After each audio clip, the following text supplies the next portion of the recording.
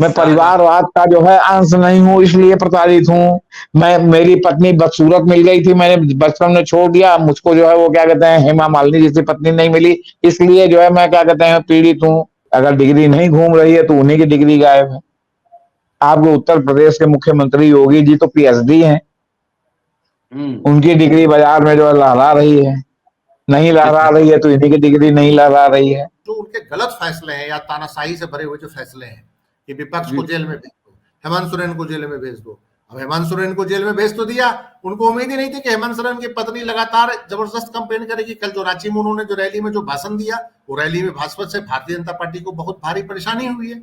उसमें सुनीता केजरीवाल भी थी उस कार्यक्रम में, उस रैली में।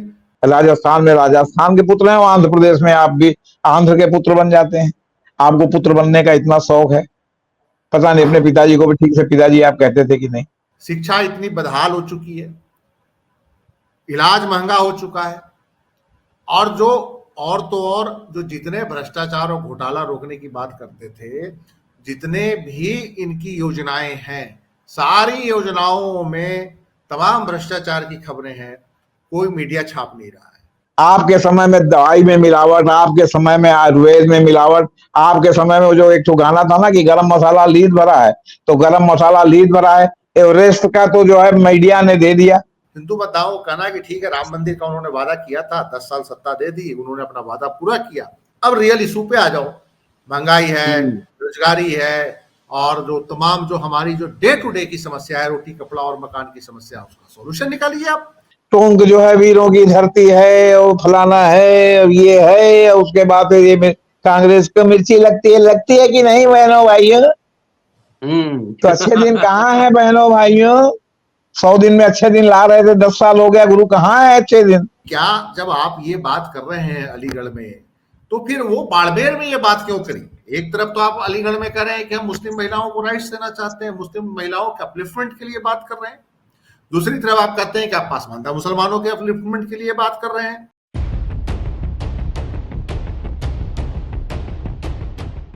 चुनावी माहौल है, राजनीतिक गहमा गहमी है। एक फेज का चुनाव हो गया है, लेकिन राजनीतिक चर्चा बेहद जरूरी। प्रधानमंत्री नरेंद्र मोदी आज छत्तीसगढ़ में, वहां उन्होंने कहा कि दलित आदिवासी पिछड़ों का आरक्षण कोई नहीं छीन सकता। गया में कहा था कि बाबा साहब के संविधान की वजह से मैं हूं, और बाबा साहब का संविधान बाबा साहब भी आए तो नहीं बदल सकते। लेकिन आरक्षण कहाँ देंगे ये बताया नहीं। सरकारी नौकरियां को निजीकरण की ओर जा रही है, सार्वजनिक संस्थाएं का निजीकरण हो रहा है। कहाँ पे नौकरी देंगे ये उन्होंने नहीं बताया, आरक्षण कहाँ लागू करेंगे ये नहीं बताया। लगातार लाखों की संख्या में नौकरियां घटी है। पहला, राजस्थान में बाड़मेर में उन्होंने एक भाषण दिया था जिसमें माओवादी शब्द का इस्तेमाल हुआ था। महिलाओं के गहने, सोने, चांदी छीन कर सब में समान बांट दिया जाएगा, और सबसे ज्यादा जो है मुसलमानों को बांटा जाएगा। देश का सारा माल लेकर मुसलमानों को बांटा जाएगा। पहले सुनिए जरा उस बाड़मेर का वो वीडियो। इस बार का कांग्रेस का मैनिफेस्टो देख लीजिए।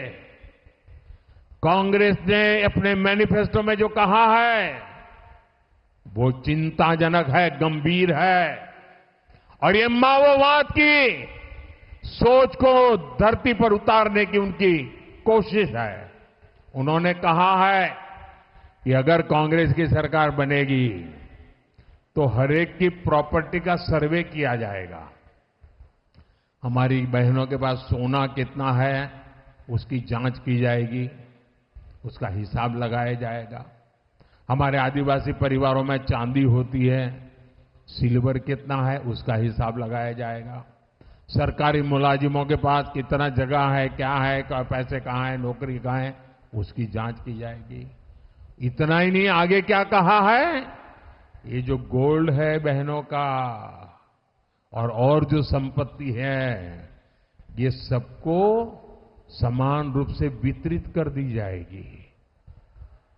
क्या ये आपको मंजूर है? क्या आपकी संपत्ति सरकार को हटने का अधिकार है? क्या आपकी संपत्ति को, आपने मेहनत करके कमाई हुई संपत्ति को सरकार को ऐंठने का अधिकार है? क्या उस संपत्ति को मेरी माताओं बहनों की जिंदगी में सोना वो सिर्फ शो करने के लिए नहीं होता है, उसके स्वाभिमान से जुड़ा हुआ है। उसका मंगलसूत्र वो एक सोने का कीमत का मुद्दा नहीं है, उसके जीवन के सपनों से जुड़ा हुआ है। तुम उसे छीनने की बात कर रहे हो अपने मैनिफेस्टो में। गोल्ड ले लेंगे, सबको वितरित कर देंगे। और पहले जब उनकी सरकार थी उन्होंने कहा था कि देश की संपत्ति पर पहला अधिकार मुसलमानों का है। इसका मतलब ये संपत्ति इकट्ठी करके किसको बांटेंगे? जिनके ज्यादा बच्चे हैं उनको बांटेंगे। घुसपैठियों को बांटेंगे। क्या आपकी मेहनत की कमाई का पैसा घुसपैठियों को दिया जाएगा? आपको मंजूर है ये कांग्रेस का मैनिफेस्टो कह रहा है कि वो माताओं बहनों का सोने का हिसाब करेंगे, उसकी जड़ती करेंगे, जानकारी लेंगे और फिर उस संपत्ति को बांट देंगे।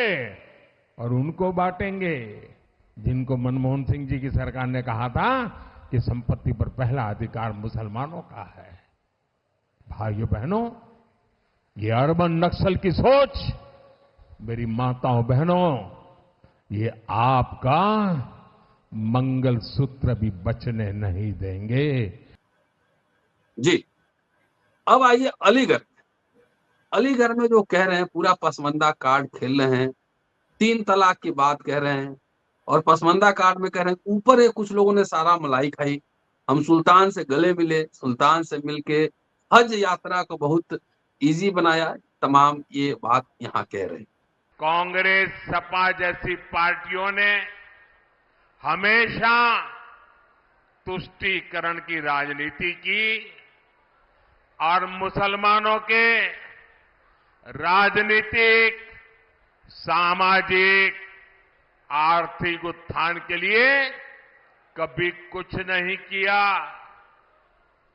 और जब मैं पसमंदा मुसलमानों की मुसीबत की चर्चा करता हूं तो इनके बाल खड़े हो जाते हैं, क्योंकि ये ऊपर के लोगों ने मलाई खाई है और ये पसमंदा मुसलमानों को भी उसी हालत में जीने के लिए इन लोगों ने मजबूर कर दिया है। साथियों, इसी क्षेत्र में 3 तलाक से पीड़ित कितनी ही बेटियों का जीवन तबाह हो गया था। और सिर्फ बेटियों का नहीं, और 3 तलाक के कारण मुसीबत में आई उस बेटी, उसके पिता, भाई, परिवार सब परेशान हो जाते थे। अब मोदी ने 3 तलाक के खिलाफ कानून बनाकर उनका जीवन भी सुरक्षित किया है। पहले हज कोटा कम होने की वजह से कितनी मारामारी होती थी, उसमें भी रिश्वतखोरी चलती थी और ज्यादातर रसूखदार लोग ही हज जाने का मौका पाते थे। मैंने सऊदी अरब के क्राउन प्रिंस से आग्रह किया था कि हमारे भारत के मुसलमान भाई बहनों के लिए हज का कोटा बढ़ाएं।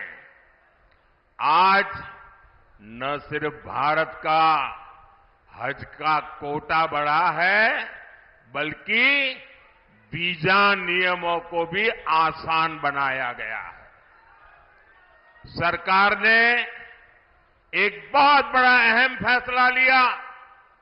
पहले हमारी मुस्लिम माताएं बहनें अकेली हज करने जा नहीं सकती थी। सरकार ने महिलाओं को बिना महरम हज जाने की अनुमति भी दी और मुझे हजारों ऐसी बहनें आशीर्वाद दे रही है जिनका हज जाने का सपना पूरा हुआ। दलित पिछड़ों का आरक्षण, मुसलमानों पसमंदा की चिंता हो रही है, लेकिन देश में जो हालात है किससे छुपे नहीं। आज चर्चा इसी विषय पर। दोस्तों, रतनलाल बोल रहा हूं और आप देख रहे हैं अम्बेडकरनामा।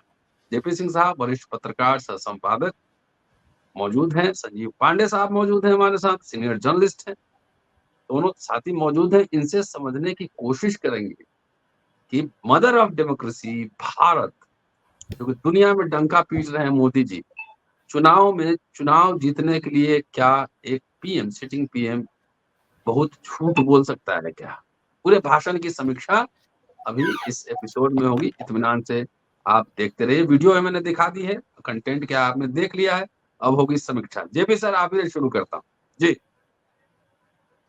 देखिए सर, 2014 के बाद जितने भी चुनाव हुए हों, चाहे विधानसभा के हों चाहे लोकसभा के हों,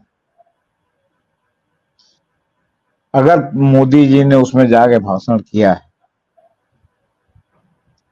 तो सिवा गलत बयानी के और लंतरानी के कुछ नहीं किया। और हमेशा जो उनकी भाषा और बोली शैली है वो प्रधानमंत्री के पद के अनुकूल नहीं है। इंदिरा गांधी को बहुत फायर ब्रांड नेता कहा जाता था। वो एक बार आपको याद होगा कि 15 अगस्त को जो है झंडे को लेकर के एक नेता कहते हैं कि ये जो है कपड़े का टुकड़ा है, उन्होंने कितना वो किया था, लेकिन तो भी एक स्तर से नीचे उनका भाषण कभी नहीं जाता था। लेकिन ये तो प्राइमरी स्कूल के जो बच्चे हैं ना, जो आपस में जो झगड़ा करते हैं कि हमको पेंसिल तुमको दिया था वही वाली दो, रबड़ दिया था वही वाली दो, हम इतना घिसा हुआ नहीं लेंगे, हमारा एकदम वैसे ही करके दो। तो ये उस लहजे का मामला है। और लिहायत, और इसको इलाहाबाद में जानते हैं क्या कहते हैं, होली के मौसम में जो यहाँ लोग एक दूसरे पर छींटा कसी मजाक करते हैं, गांव की औरतें बूढ़ों पर जो तंज कसती हैं, कहते हैं ये बुढ़वा बहुराना है भैया, ये बुढ़वा बहुराना है। तो ये दरिया बहुराना है भैया, ये दरिया बहुराना है, ये कहा जा सकता है इस चुनाव में। लगातार गलत बयानी, आपसे बता रहे, बोर्ड भी चाहता है, गलत बयानी भी करना चाहता है। भाजपा 2014 और उसके बाद से लगातार बहुसंख्यवाद का कार्ड चलकर और अल्पसंख्यकों को डराने में लगी। और भाजपा का एक उद्देश्य मेरी समझ में ये आया कि भाजपा चाहती है कि या तो डर के मारे मुसलमान उसको वोट देने लगे या वोट देने निकले ही नहीं। और जो वोट देने निकले नहीं, इसमें भाजपा काफी हद तक सफल भी हुई है कि मुसलमानों का जो वोट जिस तरह से बल्क निकल करके जाता था, वो पिछले विधानसभा लोकसभा के कई चुनावों से कई प्रदेशों में उसमें जो है काफी गिरावट आ गई है।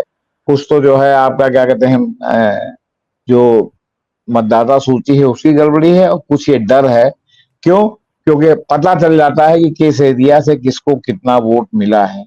तो पता चला कि मुस्लिम एरिया से भी बीजेपी के कैंडिडेट गुजरात से लेके चारों ओर जो है जीत रहे हैं पिछले कई चुनाव से। तो कुल मिला के भया दोहन करने की जो रणनीति है, इसमें बीजेपी काफी हद तक सफल है। और जो लोग ये मानते हैं कि विपक्ष में कि इतना अकलियत है, इतना वोट हमको मिल जाएगा, वो ये बात भूल जाते हैं कि उन्होंने अकलियत का डर भगाने के लिए, उनका उत्पीड़न होता है तो उनके साथ आके खड़े होने की हिम्मत उन्होंने छोड़ दी है। तो अकलियत कितना उनको वोट करेगा? वो अपनी सुरक्षा के लिए अपने घर से ही नहीं निकलेगा वोट देने। अधिकतम माने 2-4 पुरुष चले गए घर के, तो पता चला 4 स्त्रियां घर ही में है, वोट देने नहीं गई। तो ये इसमें जो है बीजेपी काफी सफल है। और प्रधानमंत्री मोदी जान रहे हैं कि इनका वोट जो है बीच का गठबंधन इंडिया को जा सकता है, इसलिए वो लगातार जो है इस तरह की बातें कर रहे हैं ताकि भय से व्यग्रस्त होकर अकलियत वोट देने न निकले। और मैं समझता हूं कि अकलियत में 40 से 60% वोट की कमी अकलियत के वोट में इस चुनाव में देखने को मिलेगी, जो माहौल प्रधानमंत्री बना जी। लेकिन उत्तर प्रदेश में तो थोड़ा जहां मुस्लिम बहुल इलाका है वहां तो ठीक ठाक वोटिंग हुई है सर। अरे वोटिंग ठीक हुई तो बाकी लोग भी तो वहां वोट देने वाले हैं, लेकिन बहुत से जगहों के बारे में हमने सुना कि जो है वो मुस्लिम इलाकों में वोट कम पड़ रहा है। हम रिपोर्ट के ही आधार पर कह रहे हैं, कोई हम अपने मन के आधार पर नहीं कह रहे हैं। हमें प्रयागराज में कई चुनाव से देख रहे हैं, इलाहाबाद में, कि जो अकलियत इलाके हैं वहां पता चला कि जो 40% 45% वोट पड़ रहा है, 50-55% वोट नहीं पड़ रहा है। तो वो वोट ऐसा नहीं कि इनका वोट है, वो डर के मारे नहीं निकला कि यार हटाओ कौन झंझट पे पड़े।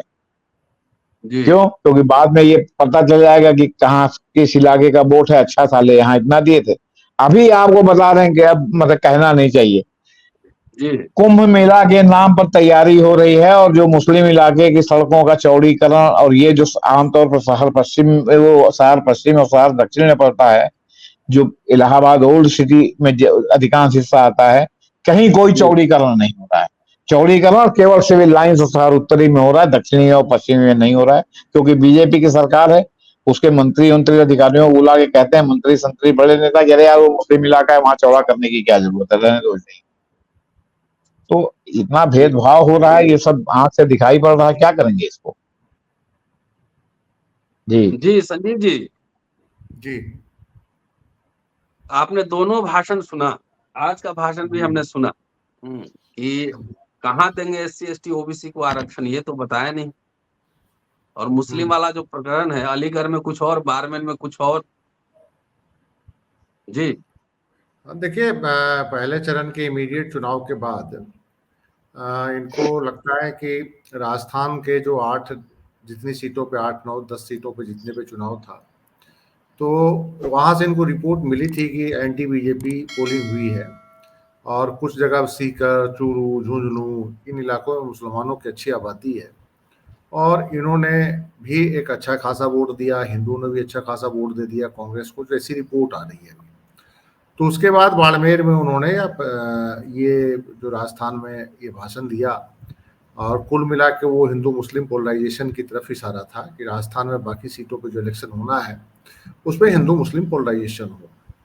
लेकिन दिलचस्प बात यह है कि इस भाषण के बाद उनके इंटरनेशनल जो मीडिया में बहुत ज़्यादा क्रिटिसिज्म हुआ है। कल जबरदस्त क्रिटिसिज्म न्यूयॉर्क टाइम्स से लेके CNN से लेके BBC लेके तब तमाम इंटरनेशनल मीडिया ने बहुत बुरी तरह से नरेंद्र मोदी को आलोचना की है और कई अखबारों ने तो यहाँ तक लिखा है, जो ब्रिटिश मीडिया, जो अल जजीरा जैसे ने ये लिखा है कि इनके खिलाफ जयपुर के जो चीफ इलेक्टोरल ऑफिसर हैं उनके पास कंप्लेन भी आई है और उन्होंने इन पर मुकदमा दायर करने का आग्रह किया है। साथ में कहा है कि इनके चुनाव जो कार्यक्रम हैं इनको प्रचार को रद्द किया जाए, ये लगातार हेट स्पीच फैला रहे हैं। अब कल उन्होंने अलीगढ़ में भाषण जो दिया उसमें उन्होंने बहुत एक इम्पोर्टेंट बात कह दी कि हमने हज का कोटा बढ़वाया और हमने उसके लिए सऊदी अरब के क्राउन प्रिंस को आग्रह किया जो मेरे मित्र हैं, और ये भी कहा कि जो मुस्लिम महिलाएं, जो माताएं हैं, जो मतलब कि कहते हैं कि हज पे जाने के लिए लगातार पैसे दिया जाते थे, घुसखोरी होती थी वहाँ पे हज के परमिट के लिए, जो कोटे के तहत जिनको सिलेक्शन होता था, लेकिन उसको मैंने बंद करवाया, सीटें बढ़वाई और साथ में उन्होंने ट्रिपल तलाक की भी बात कर दी कि ट्रिपल तलाक को हमने कानूनी रूप से सख्त किया है। उसको ट्रिपल तलाक में जो मुस्लिम महिलाओं और माताओं बहनों के साथ जो भेदभाव होता था उसको हमने रोका है कानून बनाकर। और थर्ड इन्होंने इम्पॉर्टेंट जो बात करी वो बात करी कि पसमानदा मुसलमानों के वेलफेयर को कभी बर्दाश्त नहीं किया गया। तो कुल मिला के अलीगढ़ वाले भाषण में 3 उनके जो तर्क थे, 3 तर्क या 3 उनका वो एक मेन पॉइंट था।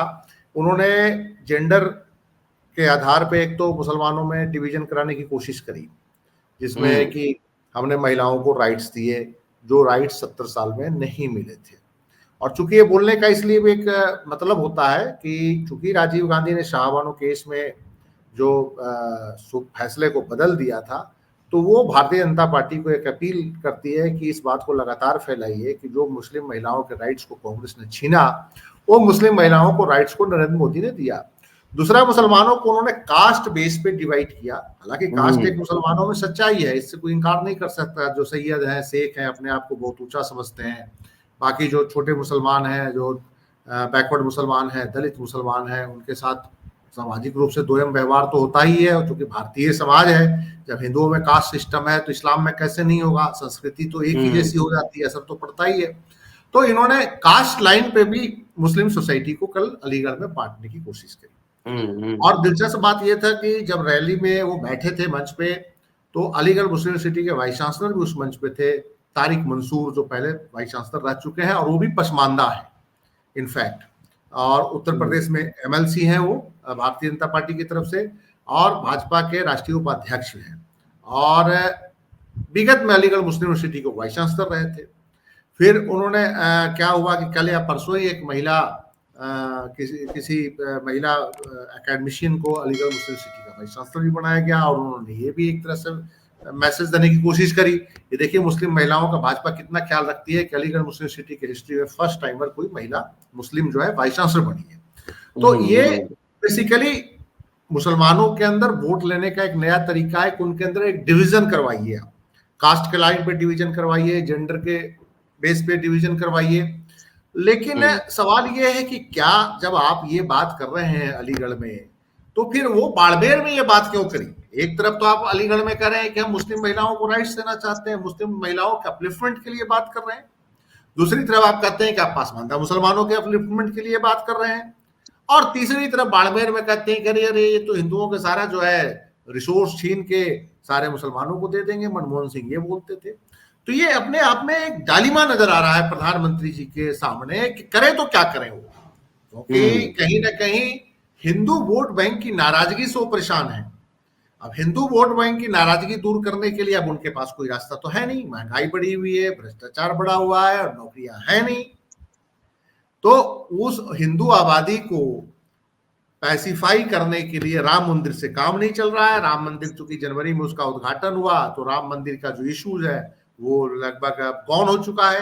जनवरी में तो लगातार 10 दिन 15 दिन लगा था कि राम मंदिर से भारतीय जनता पार्टी को फायदा मिलेगा, लेकिन अब धीरे धीरे वो गौन हो गया, और हिंदी पट्टी में राम मंदिर जो है वो बहुत जोश हिंदू मतदाताओं में नहीं ला रहा है। हिंदू मतदाताओं को कहना कि ठीक है, राम मंदिर का उन्होंने वादा किया था, 10 साल सत्ता दे दी, उन्होंने अपना वादा पूरा किया, अब रियल इशू पे आ जाओ। महंगाई है, रोजगारी है, और जो तमाम जो हमारी जो डे टू डे की समस्या है, रोटी कपड़ा और मकान की समस्या, उसका सॉल्यूशन निकालिए आप। तो ये जो सारी चीजें जो आ रही है, उससे मोदी जी अब कंफ्यूज्ड हो चुके हैं, और उस कंफ्यूजन में बाड़मेर में कुछ बोलते हैं, अलीगढ़ में कुछ बोलते हैं। तो मुझे लग रहा है कि इसी बीच इंटरनेशनल मीडिया में इनका क्रिटिसिज्म बहुत हुआ बाड़मेर के बयान का, तो उन्होंने तुरंत अलीगढ़ में उसको रेक्टिफाई करने की कोशिश करी उस गलती को। तो एक कंफ्यूजन की स्थिति प्रधानमंत्री जी के सामने अब आ गई है कि करें तो क्या करें। जेपी सर, अलीगढ़ में कुछ और, बाड़मेर में कुछ और। चुनाव के समय ही पसमानदा प्रेम क्यों उठता है? वो एक तरीके से अपर कास्ट मुसलमानों को कहने को उनका तुष्टिकरण हुआ है, इनका दमन हुआ है। तो ये मुस्लिम प्रेम कहाँ से आ गया? जितने मॉब लिंचिंग हिंसा में मारे गए सब उसमें से ज्यादातर पसमानदा मुस्लिम ही थे। ये कोई मुस्लिम प्रेम नहीं है सर। आप लगातार देखिएगा, विपक्ष के, विशेषकर कांग्रेस के, जो भी जो है क्या कहते हैं तेवर, जो भी कार्रवाइयां, जो भी कदम हैं, और उससे जो है जो प्रधानमंत्री जी और भाजपा के अंदर तक जाके चोट लगती है, उसको वो उलट के वो आरोप आप समझे कि अगर प्रधानमंत्री जी ने टोंक में कहा कि हमने सच बोला तो कांग्रेस को मिर्ची लग गई। हकीकत यह है कि कांग्रेस ने जो लगातार सच बोला, इनको मिर्ची लग गई। कांग्रेस ने जो लगातार सच बोला, जो छूट बूट की सरकार से लेके और हम दो हमारे दो या हम दो की सरकार तक जो मामला सब कांग्रेस का है, तो मिर्ची इनको लग गई है तो कहेंगे कि उनको मिर्ची लग गई। सच वो बोलते हैं, उन्होंने जो अपने उसमें सब गारंटियां दे दी तो मिर्ची इनको लग गई। अब ये एमएसपी बढ़ा रहे हैं, अब ये जो है क्या कहते हैं अग्निवीर खत्म कर रहे हैं, तो मिर्ची तो इनको लगती है। हाँ, लेकिन प्रधानमंत्री जी जो इनको महसूस हुआ होता है, वो विपक्ष के नाम पर मरते हुए भाषण देते हैं कि मिर्ची लग गई, हमने सच बोला तो मिर्ची लग गई। हम एक एक बात पर जवाब देने के लिए तैयार हैं, आके हमसे मुद्दों पर लड़ो। अरे मुद्दा तो उन्होंने दे दिया है, आप क्यों नहीं एक एक मुद्दे पर बोलते? आप तो हेयर देयर वाली बोलते हैं कि ये जो है टोंक जो है वीरों की धरती है और फलाना है और ये है, और उसके बाद ये कांग्रेस को मिर्ची लगती है कि नहीं बहनों भाइयों? तो अच्छे दिन कहाँ है बहनों भाइयों? 100 दिन में अच्छे दिन ला रहे थे, 10 साल हो गया गुरु, कहाँ है अच्छे दिन? नोटबंदी को 50 दिन आप समय मांग रहे थे, 10 साल हो गया कि हमको बुला लेना चौराहे पर आके हमको जो है जूता मारना, कहाँ है? क्यों नहीं अब कहते कि हमको आप लोगों ने बुला के जूता नहीं मारा, या नोटबंदी में इतना रुपया वापस आया? जीएसटी आपने लगाया, आज तक जीएसटी वाले रो रहे हैं, पूरी पब्लिक रो रही है। टैक्स व्यक्तिगत जासूसी, मतलब हर मुद्दे पर जो आपने किया वो आप दूसरे के ऊपर जो है मतलब मारने की कोशिश कर रहे हैं। वो जो 10 साल से सत्ता से बाहर हैं, उनके ऊपर आप मढ़ने की कोशिश कर रहे हैं। अभी पता नहीं जो है वो सत्ता में आएंगे कि नहीं आएंगे, तो चुनाव में निर्धारित होगा। और आपके ऊपर है कि आपने कितना ईवीएम सेट किया हुआ है चुनाव आयोग से मिलकर के। लेकिन आपका अरण निरोधन जो है आपका चालू है, और जो आप महसूस करते हैं दूसरों से, वो आप दूसरों के ऊपर मढ़ देते हैं। आरक्षण आप खत्म कर रहे हैं, मुसलमानों के प्रति घृणा आप फैला रहे हैं, यहाँ तक कि मुसलमानों के क्षेत्र में आप सड़क नहीं आपकी सरकार और आपके लोग बनने दे रहे हैं, गली नहीं बनने दे रहे हैं, और सारा तो आप कर रहे हैं। और जो है करेंगे आप, और उसके बाद आरोप लगा देंगे उसको दूसरे के ऊपर। अपना अपना जो कीचड़ है वो दूसरे के ऊपर जो मरने की कोशिश करते हैं। देश बहस करता रहे कि आपने झूठ बोला, आपने झूठ बोला, आपने झूठ बोला। आपने तो झूठ बोलने की कसम खा रखी है कि हम झूठ ही बोलेंगे, झूठ ही बोलेंगे, हम सच कभी नहीं बोलेंगे, न सच कभी स्वीकार करेंगे। आपने आज तक बताया अभी बड़ा भारी वो है कि नागपुर में रात भर आपको क्यों रुकना पड़ा, गडकरी आपसे मिलने नहीं है। आपने बताया कि आपने आरएसएस के संघ वालों को कितना जो है वहां आपकी लानत मलामत हुई, और कितना आपने चिरौरी की कि नहीं आप लोग निकलिए, नहीं तो हम लोग चुनाव हार रहे हैं। ये बताया आपने जनता को? क्या बताइए कि हम क्या करें, आप लोग हमारा हाथ नहीं मजबूत करेंगे तो संघ वाले हमारी जान ले लेंगे। कहिए ना, हिम्मत हो तो। अम्मा ने दूध पिलाया हो तो कहिए, क्यों नहीं कहते? खाली आपको आरोप लगा देंगे, मतलब आपके ऊपर जो आरोप लग रहे हैं उनका जवाब देने के बजाय आप आरोप लगा देंगे। अरे आप कुर्सी पर बैठे हैं 10 साल से, आप शासन में हैं, तो आप जिम्मेदारी तो आपकी जवाब देने की है ना, और आप जवाब ही नहीं देना चाहते। इन्हीं का जो जेबी संगठन सेबी माना जाता था, उसने जो है ऑफशोर कंपनियों के पैसे को लेके अडानी पर ऐसी रिपोर्ट दी थी, राइटर ने प्रकाशित कर दिया है।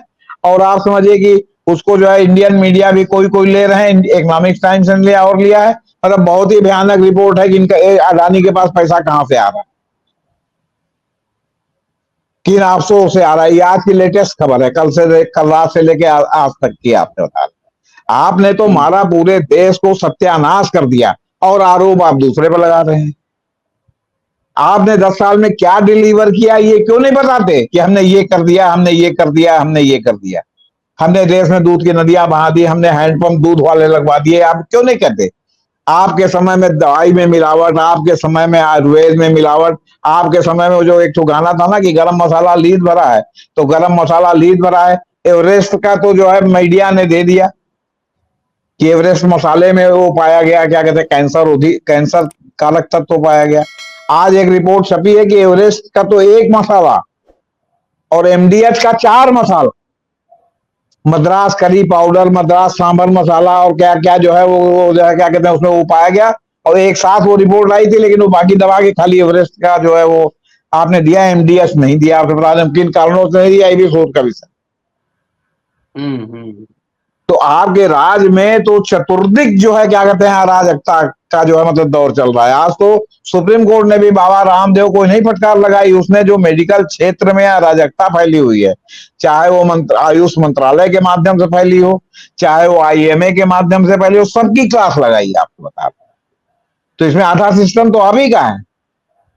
जो सरकारी नियामक बोर्ड है वो तो आप ही का है, जो आयुष मंत्रालय है वो तो आप ही का है।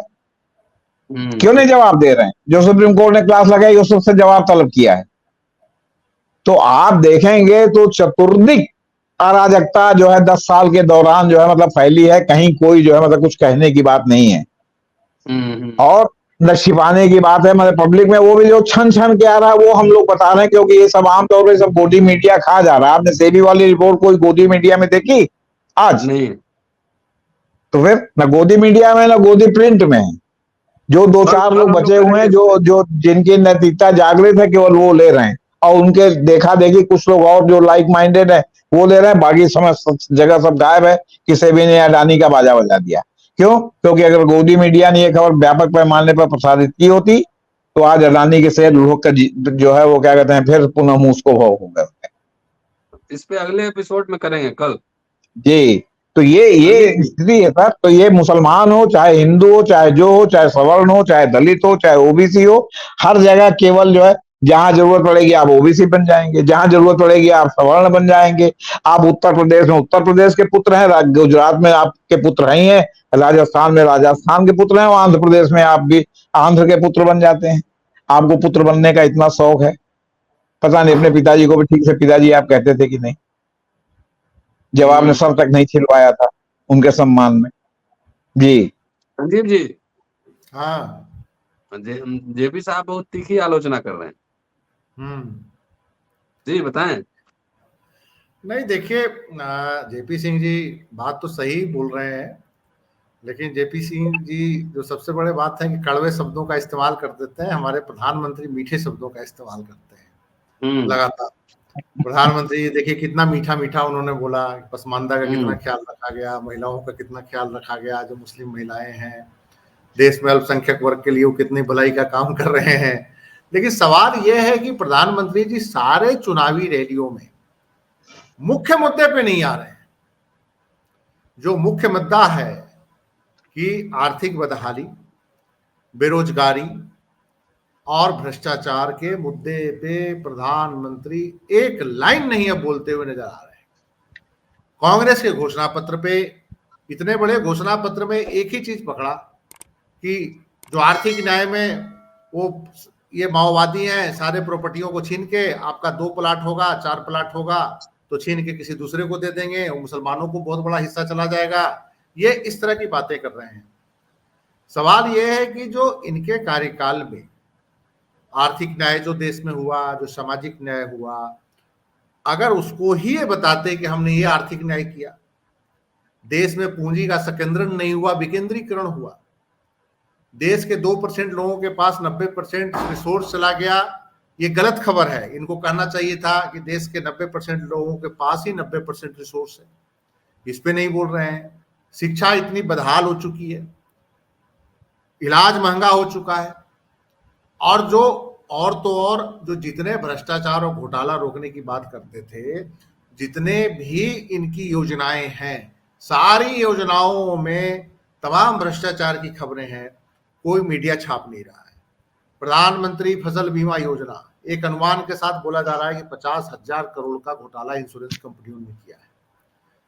प्रीमियम किसानों से भी लिया गया, सरकार से भी लिया गया, और ये हड़प गई, और जहां भी किसानों के जरूरत पड़ी उन्होंने प्रीमियम को आगे भुगतान नहीं किया।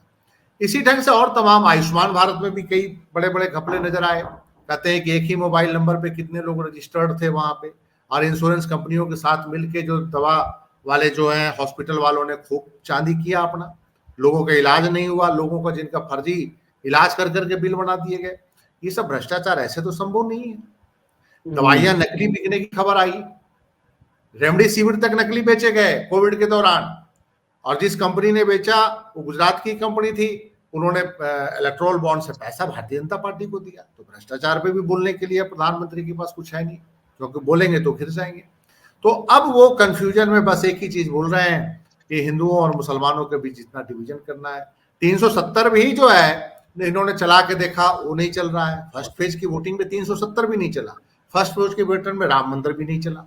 तो राम मंदिर और 370 पहले फेज की वोटिंग में नहीं चलने के कारण सेकेंड फेज में अब देखा जा रहा है कि उससे पहले इन्होंने खुल के हिंदू मुसलमान किया। आपको याद होगा झारखंड विधानसभा का जब चुनाव हो रहा था तो दिल्ली में सीए का मूवमेंट चल रहा था। कुछ महिलाओं के कपड़े पे इन्होंने कहा था कि देखिए उनके कपड़े पहचानिए और देखिए वो किस तरह की हरकत कर रहे हैं। तो इस तरह की बात एक देश के प्रधानमंत्री, और वैसा प्रधानमंत्री जो कि दुबई में जाके हिंदू मंदिर का उद्घाटन कर रहे हैं, एक मुस्लिम कंट्री में हिंदुओं के लिए मंदिर दिया जा रहा है, मंदिर निर्माण किया जा रहा है, और खुद पीएम साहब उसका उद्घाटन कर रहे हैं।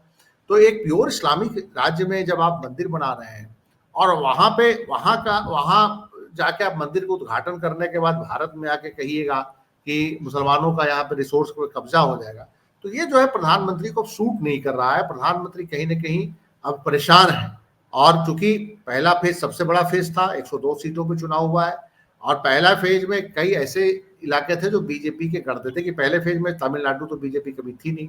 पहले फेज में जो हिंदी पट्टी में जो चुनाव हुआ, बिहार में, उत्तर प्रदेश में, राजस्थान में, और देश के लगभग 19 से 21 राज्यों में चुनाव हुआ जिसमें हिंदी पट्टी के बहुत सारे लोकसभा क्षेत्र थे। तो उस लोकसभा क्षेत्र से जो इनको फीडबैक आया है, उस फीडबैक में समस्या ये है कि राम मंदिर और 370 के निर्माण के बावजूद इनका वोटर नहीं निकला है, वो बूथ पे नहीं गया है, इनके बूथों पे लो पोलिंग हुआ है। तो अब ये हिंदू और मुसलमानों के बयान देकर वो किसी ढंग से अपने वोटर को निकालना चाहते हैं। प्रधानमंत्री जी के लिए जो सबसे बड़ी जो रिपोर्ट आ रही है कि संघ सक्रिय नहीं है, आरएसएस के लोग सक्रिय नहीं है, भारतीय जनता पार्टी का स्थानीय नेता सक्रिय नहीं है, तो ये जो सारी चीजें जो प्रधानमंत्री के लिए आ रही है, तो किसी ढंग से इसको चुनाव में जोश लाना चाह रहा है। अब जोश लाने के चक्कर में कुछ से कुछ बोल जा रहे हैं, ये समस्या आ रही है। अब हमको लगता है या तो इनको एक बार चुनाव के बीच में नागपुर भी जाना पड़ेगा, क्योंकि जो आरएसएस का जो एक मशीनरी जो सक्रिय होती थी, वो सक्रियता भी नहीं देखी जा रही है। जो संघ परिवार के लोग जिस ढंग से मीटिंग करते थे महल्लों में जाकर, जो संघ के प्रचारक होते थे, संघ के अनुषांगिक संगठनों से जुड़े हुए जो पदाधिकारी होते थे, वो बहुत सक्रियता उनकी देखी जाती थी चुनाव में, और जाके 20 घर 30 घर 40 घरों की मीटिंग करते थे, वो ऐसी सक्रियता नहीं देखी जा रही है।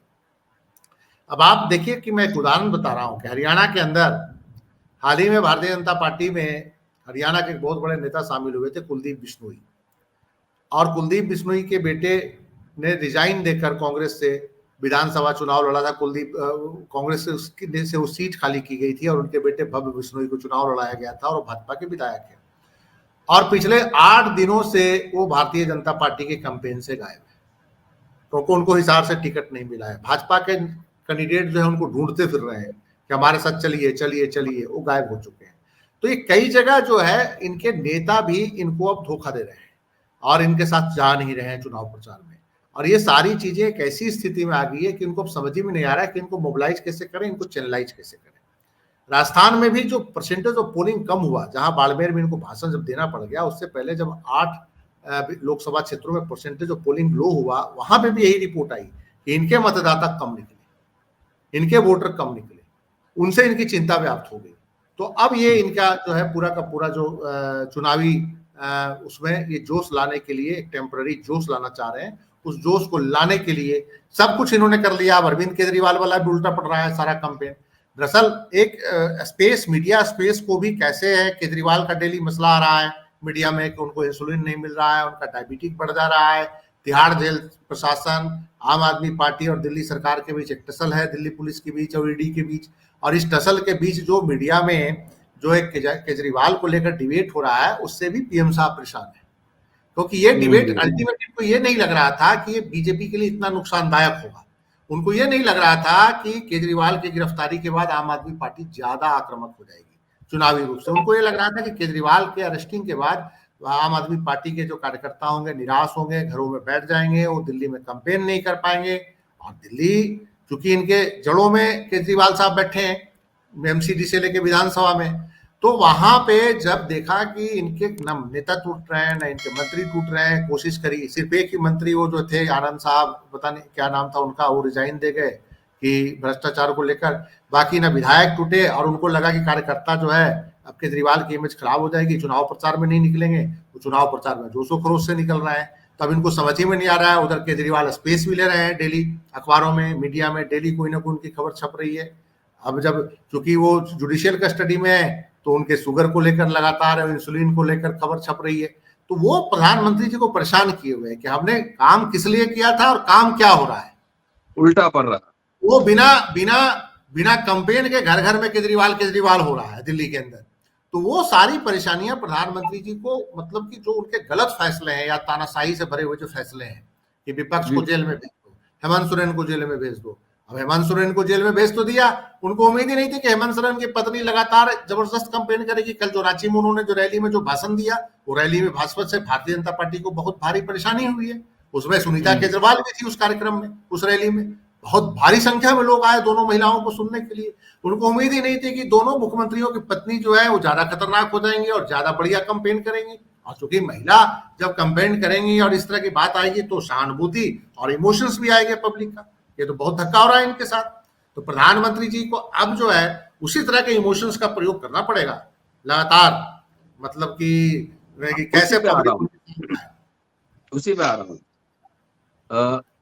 जेपी सर, आरएसएस के 2 प्रबल शत्रु हैं जिनको अपना शत्रु समझते हैं, एक मुसलमान, दूसरा कम्युनिस्ट।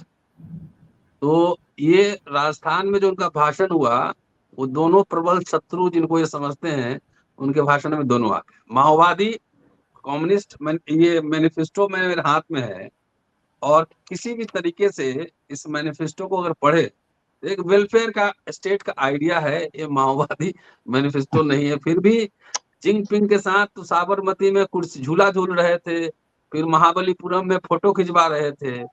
4,000 स्क्वायर वर्ग किलोमीटर जमीन उधर कब्जा हो गया, अडानी साहब का व्यापार भी चल रहा है, और ये मैनिफेस्टो माओवादी हो गया। नंबर 1। नंबर 2 कि मुसलमान जो है बाड़मेर में कुछ और, अलीगढ़ में कुछ और। कंफ्यूज हो गए हैं क्या? इस घोषणा पत्र से कंफ्यूज है क्या? अपने घोषणा वो पत्र में तो बात नहीं कर रहे हैं। देखिए, उनके पास कोई जवाब किसी चीज का नहीं है। मैं फिर आपसे कह रहा हूँ, वो जो है वो लिखा हुआ भाषण पढ़ते हैं, वो जो है मशीन पर भाषण पढ़ते हैं, इलेक्ट्रॉनिक मशीन पर। वो जो है निरक्षर भट्टाचार्य हैं, समझे आप। आज तक उनकी डिग्री प्रधानमंत्री है, लेकिन उनकी डिग्री कोई नहीं दे सकता। नेहरू जी की डिग्री लहरा लहरा के और इंदिरा गांधी की बाजार में घूम रही है, महात्मा गांधी की घूम रही है, राजीव गांधी की जो भी थी घूम रही है, राहुल गांधी की घूम रही है। अगर डिग्री नहीं घूम रही है तो उन्हीं की डिग्री गायब है। आपके उत्तर प्रदेश के मुख्यमंत्री योगी जी तो पीएचडी हैं, उनकी डिग्री बाजार में जो है लहरा रही है। नहीं लहरा रही है तो इन्हीं की डिग्री नहीं लहरा रही है। हाँ। तो आप इसके बारे में, वो तो लिखा हुआ भाषण पढ़ते हैं। जो लिखा हुआ भाषण वो पढ़ सकते हैं, कि लिखा हुआ भाषण ना रहे तो वो जो है क्या कहते हैं, भाषण भी नहीं दे सकते। खाली लफाजी के अलावा बीजेपी वालों के भाषण में होता क्या है? हमने तो आपको कल उनका भी बताया था कि कैसे जो अटल बिहारी वाजपेयी भाषण देते थे। गोल तो गोल करके कहने, हाँ, लच्छेदार जो है कि वो, कि मतलब, और वो भी टुकड़ों टुकड़ों में। अब आपको मैं अभी कोई और बात कहने के पहले आपको एक हकीकत के बारे में जो है बताना चाहता हूं, कि कितना जो है गुजरात मॉडल किसानों के हित में है। 1960 में तत्कालीन कांग्रेस सरकार ने कृषि उपज विपणन समिति गुजरात के लिए जो है जमीन को एक्वायर किया था, सूरत में, 1960 में। और अभी मतलब 1960 के दशक में तो 60 से 70 समझ लीजिए, या 50 से 60 के बीच में समझ लीजिए। तो वो जमीन अभी जो है 60 और 40 साल जो है उधर बीता, और 24 साल इधर बीता। और इधर 2-3 साल पहले से मामला चल रहा है गुजरात में। जो गुजरात हाई कोर्ट है, वहां की जो chief justice Sunita Agarwal Allahabad high court से गई हैं, उन्होंने उसको जो है वो कर दिया है, रद्द कर दिया है, कि यहाँ जमीन में माल बन ही नहीं सकता, और आपका क्या कहते हैं, सिनेमा हॉल बन ही नहीं सकता। अब गुजराती दिमाग है, किसानों की जमीन जो अधिग्रहण करके किसानों के भलाई के लिए ली गई, वहां माल और सिनेमा हॉल गुजरात सरकार ने बनवा दिया।